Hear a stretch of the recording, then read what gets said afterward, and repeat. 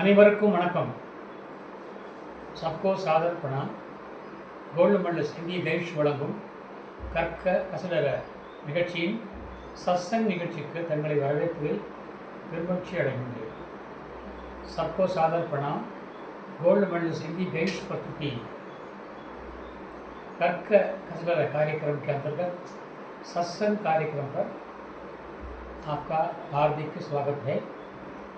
सप्ताह में एक बार हमने ये निर्णय किया है कि कविगण कृपा कविगणों के बारे में कुछ विचार विमर्श करेंगे. इसलिए ये नया सत्र शुरू हुआ है. सप्ताह में एक बार हर शनिवार को ये सत्संग के अंतर्गत कविगण कृपा नामक इस नए अभियान की शुरुआत आज से हम कर रहे हैं. आज हम तमिल के प्रसिद्ध कवि 2500 साल पहले जो पैदा हुए थे, उन्होंने 1330 दोहे, जिनको तमिल में कुरल कहते हैं, उनका आविष्कार किया था, उसकी रचना की थी. ये तिरुकुरल एक अभूतपूर्व रचना है, विश्ववेद माना जाता है. इसमें ऐसी कोई बात नहीं है जो दुनिया के हर समस्या के समाधान के रूप में हो. दुनिया के हर समस्या का समाधान हमें तिरुकुरल में मिलता है. दुनिया की जीवन की हर मोड़ का, हर दिशा का, हर समस्या का प्रभाव, उसका हल हमें तिरुकुरल में मिलता है. इसका रसास्वादन हम तमिल पढ़ने से ही कर पाएंगे. हमारे माननीय वित्त मंत्री श्री निर्मला सीतारामन ने भी जब अपना बजट पढ़ना शुरू किया तो तिरुकुरल के श्लोक सुना करके ही उन्होंने अपना बजट सुनाना शुरू किया था. ये तो सबको मालूम है, सर्वविदित है. इसलिए ये तिरुकुरल जो विश्व में वेद माना जाता है, इसके अंतर्गत सप्ताह में एक तिरुकुरल नाम का ये नया अंग, नया अंश, नया प्रसंग शुरू हो रहा है. आइए हम सब इसका रसास्वादन करें. आप अपना सहयोग दें और मुझे प्रोत्साहित करें. यही मेरी आपसे सविनय प्रार्थना है. साथ साथ मैं कविगण कृपा शीर्षक इसलिए दिया कि कवि चाहे जहाँ भी पैदा हुए हों, लेकिन उनके विचार में साम्य होता है.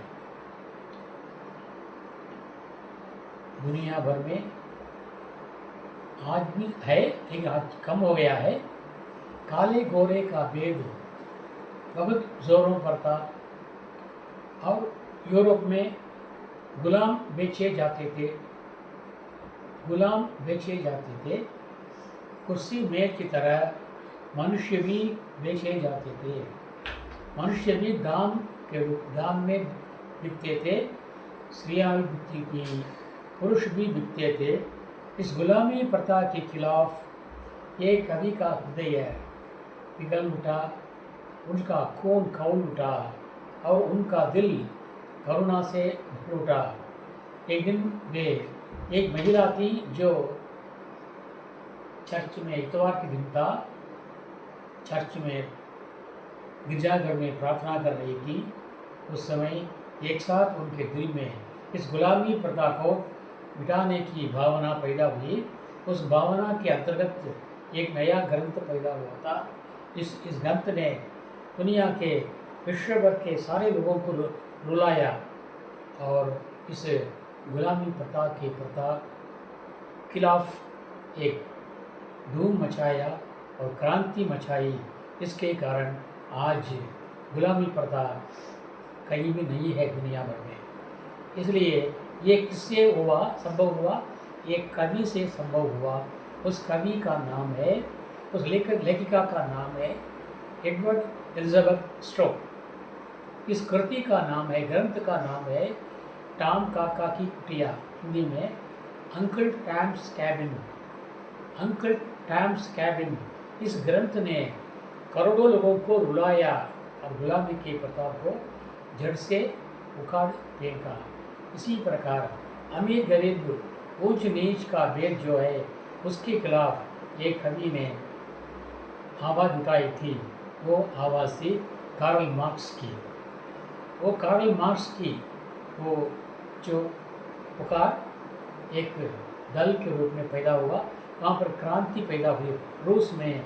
रूस की क्रांति के बाद वहाँ पर जनतंत्र शासन का कायम हुआ। ये भी एक कवि का ही कृपा थी। कवि की भावना से ही इतना बड़ा महान कार्य हुआ। इसी प्रकार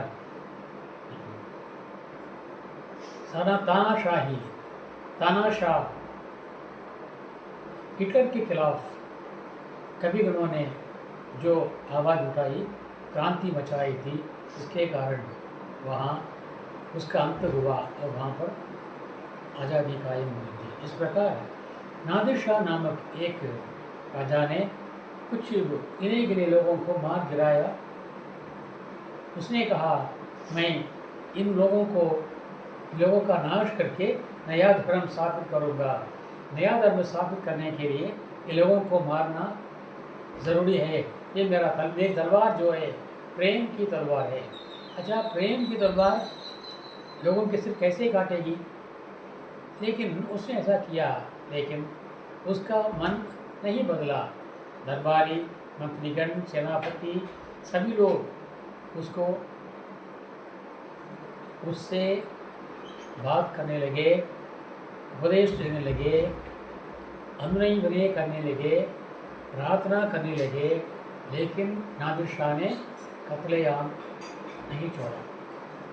अंत में एक विदेशी कवि इस राज्य में आया। उसने ये सुना तो उसके पास गया तो कहा कि मैं इस राजा की बुद्धि का ठिकाने पर ले आऊँगा। तो उन्होंने कहा, एक चिट्ठी लिख भेजी, महाराज तुम्हारे प्रेम की तलवार ने अभी तक लाखों लोगों को मार डाला, कत्लेआम कर दिया। वो कत्लेआम कर दिया ठीक है, लेकिन तुम जो प्रेम की स्थापना करने वाले हो ना, ठीक है, जितने लोगों को तुमने मारा है उनको जिला दो, पुनः उन्हें प्राण दो। उसके बाद दोबारा कत्लेआम करना शुरू करो। तुम्हारा काम बराबर लगातार चलता रहेगा। इस पद्य को पढ़ा नादिर शाह ने, उसकी आंखें खुली। वो समझ गया कि मैं जो कत्लेआम कर रहा हूँ ये सब गुनाह है, पाप है। तो उसकी आंखें खुली, वो मानव बना, इंसान बना। उसको इंसान बनाने वाला था उस कवि की वो कविता, वो पंक्तियाँ। इस प्रकार कविगण उस काल के होते हैं। उस काल में जो भी बुराइयाँ हो, अच्छाइयाँ हो, उन्हें समाज में ले जाने वाले होते हैं। उनकी कृति का प्रभाव लोगों पर पड़ता है। इससे नया जमाना पैदा होता है। इसलिए सच्चा साहित्य कभी पुराना नहीं होता। सच्चा साहित्य कभी पुराना नहीं होता। देखिए, आज भी देखिए, रामायण है, महाभारत है, कितनी पुरानी ग्रंथ है, लेकिन उन ग्रंथों में जो कुछ लोगों को दिए गए हैं वो अभी तक किसी में नहीं। आज भी हम उसको चाहते हैं, उसको पसंद करते हैं। कहीं भी उसका खेल हो तो हम जाके देखते हैं, चाहे टीवी में हो, चाहे सिनेमा में हो, चाहे नाटक में हो, जहाँ कहीं भी हो, वो सबको मालूम है वो कहानी, रामायण की कहानी और महाभारत की कहानी, भागवत की कहानी। फिर भी लोग दौड़ते हैं, सुनते हैं, क्योंकि साहित्य मस्तिष्क की वस्तु है, हृदय की वस्तु नहीं, मस्तिष्क की वस्तु है। इसलिए मस्तिष्क हमेशा ताज़ा होता है। वो उस मस्तिष्क को ताज़ा बनाने वाले ग्रंथ होते हैं हमारे कविगणों की कृतियाँ, वाल्मीकि और वेदव्यास और तुलसीदास, सूरदास, कंबर, भारदियार। ये लोग पुराने कवि हैं होने पर भी उनकी कृतियाँ आज भी ताज़ी हैं, उनकी रचनाएँ आज भी पढ़ी जाती हैं, लिखी जाती हैं और बोली जाती हैं। उसी प्रकार तिरुवल्लुवर, यहाँ पर कविगण का स्वभाव जो है वो सेम होता है, उनमें विचार साम्य होता है। ये नहीं कि तुम ये यूरोप में पैदा हुआ है, ये भारत में पैदा हुआ है, इनमें विचार साम्य नहीं है, ऐसी बात नहीं है। क्योंकि सच्चा साहित्य, सच्चा कवि जो विश्व भर के लिए है। आपको मालूम है शेक्सपियर ने लिखा था एक बार, the poet is born, the poet is born not made. कवि पैदा होता है, उसको नहीं बना सकते. கவிஞன் பிறக்கிறான், அவன் உருவாக்கப்படுவதில்லை. ஆகையாலே கவிஞனுடைய கருத்துக்கள் காலத்தை கடந்தவை. நாளைக்கு வரப்போதை இன்றைக்கே சொல்பவர். நாளைக்கு அமாவாசை, அடுத்த வாரம் சூரிய கிரகணம், சந்திர கிரகணம் என்று யார் சொன்னார்கள்? அன்றைய மகான்கள் கணித்து சொன்னார்கள். ये सब कैसे हुआ? उस समय विज्ञान नहीं था. அறிவியல் வளராத காலத்திலேயே இது நடந்திருக்கிறது. अच्छा, आपने पढ़ा होगा, आंडाल के बारे में पढ़ा होगा. आंडाल जो एक माली की लड़की थी, माली की बेटी थी. ஒரு பூத்தொடுக்கும் வகுப்பை சார்ந்த பெண்ணவள். அவளுடைய பாசுரங்கள் 30 பாசுரங்கள் இன்றைக்கும் அழியாமல் இருக்கின்றன. நான் பள்ளியிலே படிக்கின்ற பொழுது என்னை அன்றாடம் படிக்க எழுப்புவது அந்த பாசுரங்கள் தான். கோயிலில் ஓதப்படுகின்ற அந்த பாசுரங்கள் என்னை அன்றாடம் 4 மணிக்கு எழுப்பி விடுவோம். நான் 4 மணிக்கு எழுகின்ற பழக்கத்தை எனக்கு உருவாக்கியதே இந்த ஆண்டாளுடைய பாசுரங்கள் தான். சரி, இப்பொழுது மழை பெய்கிறது. மழை எப்படி பெய்கிறது? पानी बरसा है. पानी कैसे बरसा है? समुद्र का पानी भाप बनता है, भाप ऊपर को उड़ता है, आकाश में छा जाता है, बादल बनता है. पुनः हवा आती है, हवा उस बादल को ले जाती है दूर. जब वो बादल टकराते हैं पहाड़ से, तब वो पानी की बूंद का नाम लेता है और नीचे गिरता है. ये आज का वैज्ञानिक महत्व है. लेकिन इस वैज्ञानिक महत्व को 4000-5000 साल पहले ही एक साधारण छोटी बालिका ने, माली की बाटिका ने सुना दी है. देखिए, सुनिए वो पासुरम. वो कैसा है? आंडाल पासुरम. ஆழி மழை கண்ணா, ஆழி மழை கண்ணா ஒன்று நீ கைகிறவேல், ஆழி மழை கண்ணா ஒன்று நீ கைகிறவேல், ஆழியுள் புக்கு முகந்து கொடு ஆற்றேரி, ஆழியுள் புக்கு முகந்து கொடு ஆற்றேரி. ஊழி முதல்வன் உருவம் போல் மெய் கருத்து, ஊழி முதல்வன் உருவம் போல் மெய் கருத்து, தாளாதே தாமுடைய தாளாதே சாரங்கம் தாமிருத்த சரமலை போல், தாளாதே சாரங்கம் தாமிருத்த சரமலை போல், வாழ உலகில் பயிலிடாய், வாழ உலகில் பயிலிடாய், நாங்களும் மார்கழி நீராட மகிழ்ந்தேலோ இருப்பாவாய், நாங்களும் मार्गली नीराड़ मगिलदेलो रूपावाई. ये आंडाल का पासुरम है. उसकी पंक्तियाँ हैं.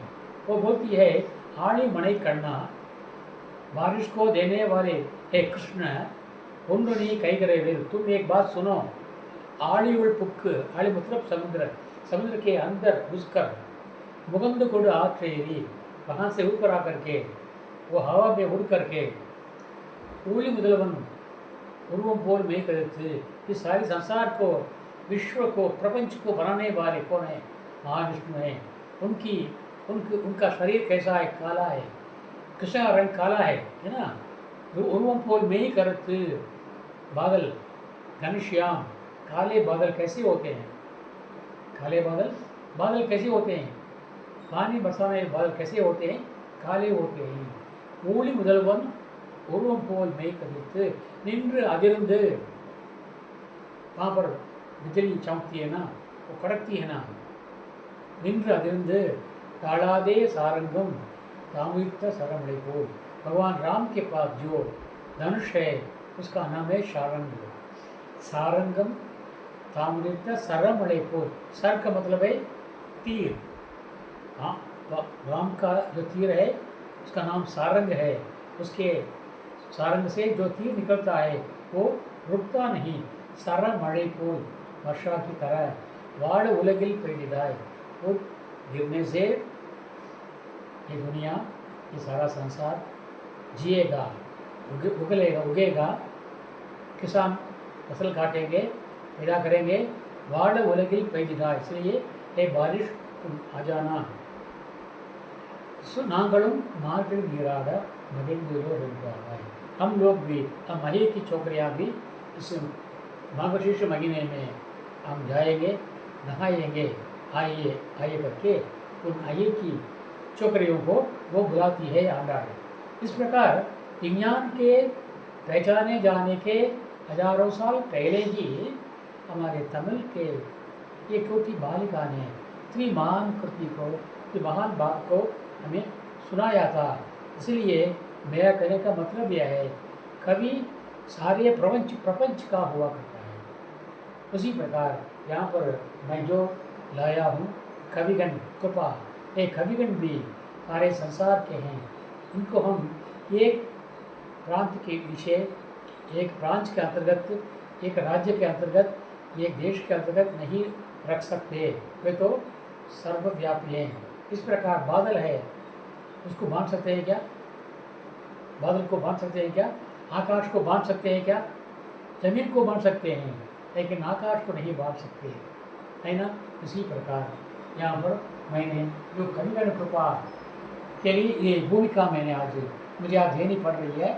ये मेरी जो भूमिका जो है आप लोगों को समझाने के वास्ते है, बस इतना ही है।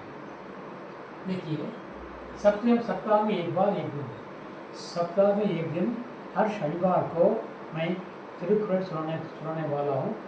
तिरुकुरल के साथ उस तत्व के सामने जो कविगणों की कृतियाँ हैं उनको भी आपके वास्ते देने वाला हूँ, ताकि इसमें स्वाद आ जाए, मज़ा आ जाए पढ़ने में। देखिए, பெருங்கடல் நீந்துவர் நீந்தார் இறைவனடி சேராதார்। பிறவி பெருங்கடल, हम हिंदी में क्या बोलते हैं? भवसागर। ये भवसागर पार करना मुश्किल है। वे ही लोग भवसागर पार कर सकते हैं जो सब कुछ छोड़ के साधु की तरह जीवन बिताते हों। वे ही भवसागर पार कर सकेंगे, नहीं तो नहीं। भवसागर का मतलब है कि पुनः पैदा ना होना, पुनः पैदा ना होना, पुनः जन्म लेना, मतलब पुनः मरना नहीं, पुनः जन्म ही नहीं हो। तो जन्म लेने से ही दुख है, दारिद्र्य है, वेदना है, तकलीफ है, मुसीबत है, रोना है, हंसना है, सब कुछ है। अगर जन्म ही ना हो उसकी क्या जरूरत है? इसलिए सभी ऋषिगण ये चाहते हैं कि हमें पुनर्जन्म नहीं चाहिए।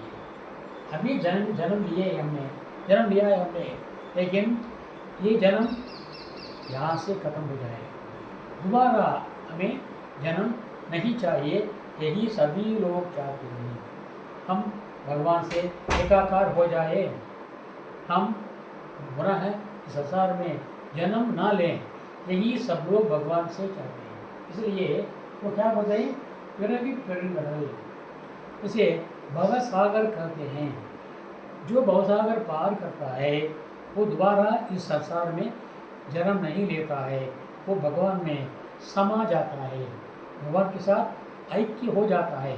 इसी को सभी ऋषिगण सभी लोग चाहते हैं। आजकल भी इतने भी महान हैं, वे लोग यही चाहते हैं। इसलिए पेरुंगडल नींदवर, ये लोग ही भवसागर पार करेंगे। जो लोग बकारी होते हैं, सच्चाई से जीते हैं, सत्कर्म करते हैं, करुणा और दया ममता से भरे हुए होते हैं, वे लोग ही भवसागर को पा सकते हैं। नींदार पार नहीं कर सकेंगे। कौन? जो इरेवन नडी से आगा, जो भगवान के पैरों को नहीं पकड़ते, भगवान को से नहीं पूछते, भगवान की महिमा को नहीं जानते, सत्कर्म नहीं करते, सत्कार्य नहीं करते, वे लोग दीनदार वे नहीं पार कर सकेंगे। इसलिए भवसागर को पार करने के लिए हमें भगवान के चरणों को पकड़ लेनी चाहिए। भगवान के चरणों को पकड़ लेने से हम आसानी से इस भवसागर को पार कर सकेंगे। பிறவி பெருங்கடல் நீந்துவர் नींदार इरेवन नदी सेरागा। और यहाँ पर इसकी तुलना में हम एक कवि का अब जानते हैं बिहारी।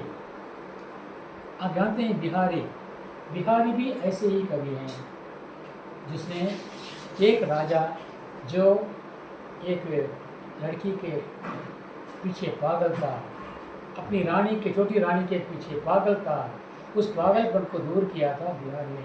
आप जानते हैं बिहारी के बारे में।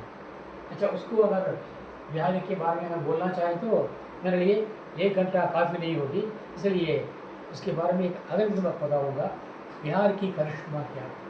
और यहाँ पर बिहारी कहते हैं, मेरी बहुबाधा हरो राधा नागरी सोई, जा तन की इच्छाएं परे श्याम हरित रुचि हो। मेरी बहुबाधा हरो राधा नागरी सोई। राधा नागरी, राधा और कृष्ण, राधा के शरीर की छाया पड़ने से हरे रंग के कृष्ण श्याम रंग के हो जाते हैं। देखो, जहाँ भी आप देखिए कृष्ण का पिक्चर जो होता है, कृष्ण का पिक्चर उसका रंग काला है, लेकिन वहाँ पर काले तो नहीं होता, वहाँ पर नीलिमा आती है। उसका शरीर नीला है। नीला इसलिए है कि राधा के शरीर की छाया पड़ी, छाया पड़ने से वो नीलिमा, वो कालिमा नीलिमा में बदल गई है। वो कालापन हट गया है, कलंक मिट गया है। इसलिए जो भी राधा और कृष्ण की पूजा करते हैं उनका कलंक मिट जाता है। तो कलंक मिट जाने से वो आसानी से भगवान पर पहुंच सकते हैं, भवसागर को पार कर सकते हैं। इसलिए मेरी बहुबाधा हरो राधा नागरी सोई, या तन की छाया पड़े। तन माने शरीर, राधा के शरीर की छाया पड़ने से श्याम हरित दुखी हो। ये काला जो शरीर है कृष्ण का, वो साफ होकर के मिट करके वो नीले रंग का बन गया है। इसी प्रकार हम जो राधा और कृष्ण की पूजा करते हैं, हमारी कालिमा भी, हमारे कलंक भी धुल जाएंगे। जल की छाई पड़े श्याम हरित दुखी होए। वो कालापन, कलंक, हरित दूर हो जाएगा, मिट जाएगा, और हमारा शरीर भी कृष्ण के समान हरा और नीला मिक्स होकर के दुखी होगा, सफ़ेद होगा, साफ होगा। हमारे सारे कलंक मिट जाएंगे, हमारे सारे कालिमाएँ मिट जाएगी। इसलिए हे राधा और कृष्ण मेरी भवबाधा हरो। मेरी भवबाधा, ये बाधा को पार करने के लिए हे भगवान श्री कृष्ण और राधा हम पर, मुझ पर कृपा कीजिए। ऐसा बिहारी लाल भगवान राधा और कृष्ण से क्या कहते हैं, प्रार्थना करते हैं। यहाँ पर देखिए दोनों कवियों की 4 धाराएँ। ये बिहारी लाल 17वीं सदी में पैदा हुए थे, उत्तर भारत में 17वीं सदी में पैदा हुए थे, और ये 2000 साल पहले पैदा हुए थे तिरुवल्लुवर। देखिए इन दोनों की 4 धाराएँ में कितने साम्य हैं, कैसे मिलती जुलती हैं। इसलिए मैंने कहा ये कविगण किसी राज्य या किसी प्रांत या किसी राष्ट्र की सीमा के अंतर्गत नहीं आते। इसलिए हमको उनका सम्मान करना चाहिए, उनका मान करना चाहिए। यहाँ पर हमें सिर्फ उन्हें एक कवि की लिखना चाहिए। यहाँ पर जाति या धर्म का किसी भी प्रकार का भेदभाव या वो स्टेट का, प्रांत का, राज्य का, देश का भेदभाव नहीं करना चाहिए। कृति के अंदर कृतिकार को देखना चाहिए, क्योंकि कृति के अंदर कृतिकार को हम देख सकते हैं। भारतीय के अंदर महान भारतीय आप जानते हैं, उनके कृति के अंदर हम भारत देशभक्ति को, राष्ट्रीयता को देख सकते हैं। हमारे राष्ट्र कवि हिंदी के श्री मैथिली शरण गुप्त हैं। उनका कहना है, वे कहते हैं, वियोगी हुआ होगा पहला कवि, वियोगी हुआ होगा पहला कवि, आग से निकला होगा गान। वियोगी हुआ होगा पहला कवि वियोगी, इससे उसका वियोग हुआ होगा, चाहे पिताजी से, चाहे माताजी से, चाहे देश से, चाहे पत्नी से, चाहे बच्चों से, चाहे परिवारों से, वो अलग हो गया होगा। वियोगी हुआ होगा पहला कवि, उसकी आँख जो है और एक का फिर मुझे निकलवा, उसको आँख कहते हैं। उसकी आँख से निकला होगा गान, और एक का फिर मुझे वाड़ा बंदिखूँ गाना गाय रूप में आ गया होगा। ये कहते हैं हमारे राष्ट्रीय कवि हिंदी के मैथिली शरण गुप्त हैं। वियोगी हुआ होगा पहला कवि, आग से निकला होगा गान। इसी प्रकार तमिल कवि कन्नदासन, इसको मैं कभी नहीं भूलता, रोज उनका स्मरण किया करता हूँ। वे कहते हैं, ஒருவரின் துடிப்பினிலே விளைவது கவிதையடா, ஒருவரின் துடிப்பினிले விளைவது कविதைयडा, एक की आग से निकलता है गाना। देखिए गुप्त जी का और इनका कितना मेल है। वियोग हुआ होगा पहला कवि, आग से निकला होगा गान। गुप्त जी या कन्नदासन जी देखिए, ஒருவரின் துடிப்பினிலே விளைவது कविதைयडा, किसी की धड़कन से, आग से कविता बनी। इस प्रकार के उदाहरण हम लाखों हजारों ले सकते हैं। इनको हम आने वाले हर शनिवार को कविगण कृपा शीर्षक में हम देखेंगे। और आज के लिए जो शीर्षक है कविगण कृपा, வாரம் ஒரு குறள், வாரம் ஒரு குறள், பிறவி பரங்களும் நீங்குவார் நீந்தார் இறைவன் வழி சேராதார்। தமிழ் பாஷையோ, தமிழ் மக்களே, நான் இதுவரைக்கும் நான் ஓவரால் ஹிந்தியிலேயே நான் சொன்னேன், விளக்கினேன். தங்களுக்கும் விளங்கியிருக்கலாம், விளங்காமல் இருக்கலாம். இருந்தாலும் நீங்கள் ஹிந்தியிலேயே அதை தொடர்ந்து புரிந்து கொள்ள முயற்சி செய்யுங்கள். அந்த முயற்சி என்பது உங்களுக்கு இன்னும் நன்றாக, டீப்பாக, ஆழமாக பகிர்ந்து கொள்ள வசதியாக இருக்கும் என்பதற்காகவே இன்றைக்கு தமிழை குறைத்து கொண்டு ஹிந்தியை அதிகமாக கொடுத்தேன். ஏனென்றால் இந்திய மக்கள், இந்தி மொழி பேசுகின்ற மக்கள் நம்முடைய தமிழ் மொழியை சிறப்பை பற்றி அறிந்து கொள்ள வேண்டும். தமிழ் கவிஞர், இரவா கவிஞர், உலக பொதுமறை திருக்குறளை பற்றி அறிந்து கொண்டு தமிழை போற்ற வேண்டும், தமிழை அனைவரும் கற்க வேண்டுவதற்காகவே நான் இன்றைக்கு தமிழை குறைத்து கொண்டு இந்தியை அதிகமாக சொன்னேன். என்றால் நான் தமிழே சொன்னால் உங்களுக்கெல்லாம் புரியும், ஆனால் அவர்களுக்கு புரியாது என்பதற்காகவே நான் ஹிந்தியை அதிகமாக எடுத்துக்கொண்டேன். ஆகவே நீங்கள் தயவுசெய்து என்னை தவறாக கருதக்கூடாது. ஏன்னா இவர் தமிழை கொடுத்துக்கிறாங்க. நீங்கள் என்ன வேண்டாம், தமிழை கொடுத்ததுக்கு காரணம் அவர்கள் நன்றாக புரிந்து கொள்ள வேண்டும். தமிழின் சிறப்பை, தமிழனின் சிறப்பை இன்னும் அவர்கள் நன்கு புரிந்து கொள்ள வேண்டும் என்பதற்காகவே நான் இந்த முறையை கையாண்டேன். இந்த முறை சரியானதா தவறானதா என்பதை நீங்கள் தான் நிர்ணயிக்க வேண்டும். இருந்தாலும் என்னை பொறுத்த வரைக்கும் கொண்டு போய் சேர்ப்பதனுடைய கடமை. இதிலே நான் எந்த வழியை பார்க்க மாட்டேன். என்னுடைய கருத்துக்களை, புலவரது கருத்துக்களை எல்லோரும் கொண்டு சேர்த்து என்னுடைய கடமை என்ற முறையிலே நான் இன்றைக்கு இந்த பகுதியை எடுத்துக் கொடுக்கிறேன். இதற்கு தங்களுடைய மேலான ஆதரவை வேண்டுகின்றேன். எல்லோருக்கும் சொல்லுங்கள், எல்லோருக்கும் நீங்கள் சப்ஸ்கிரைब செய்யுங்கள், ये सब्सक्राइब செய்யுங்கள், எல்லோருக்கும் பங்கிடுங்கள், सब में बांटिए और सब्सक्राइब कीजिए। इतनी प्रार्थना के साथ मैं आज का ये भाषण समाप्त करता हूँ और कल नए विषय के साथ जो मैंने कल अधूरा छोड़ दिया था, सर्वनामों का रूपांतर, प्रदीप प्रेक्षक गुरु व मारुबाड़, उसका कल लूँगा। और आज हर शनिवार को याद रखिए कवि गण कृपा वारम और कुरल, सप्ताह में एक कुरल का प्रसारण होगा। आप आइए और बराबर सुनिए और सबको सुनाइए, यही मेरी आपसे सविनय प्रार्थना है। इस प्रार्थना के साथ कल तक के लिए विदा लेने वाला आपका सेवक आर सुंदरराजन। धन्यवाद, नंदीगढ़, धन्यवाद, जय हिंद।